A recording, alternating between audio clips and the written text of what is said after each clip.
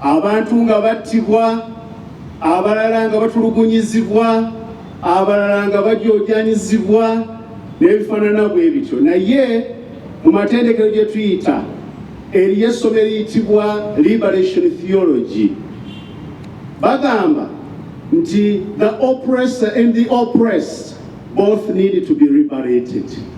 Atulugunya banne ne be batulugunya bonna beetaaga okununulibwa.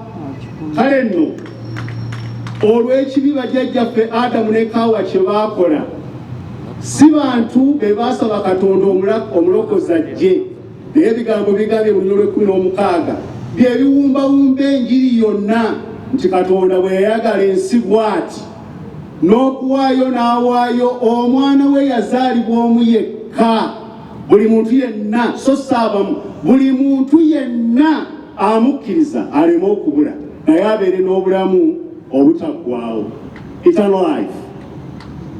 Njagala kukkiriza nti olw'ekibi bajjajjaffe Adamu ne Kaawa kye baakola, ku nsi kuno ne bwe kwalibadde kusigadde omuntu omu ate ng'alina obulemu oba oliawo nga n'ebyogerwa tabitegeera, era Kristo yali waakujja amufiirira oyo.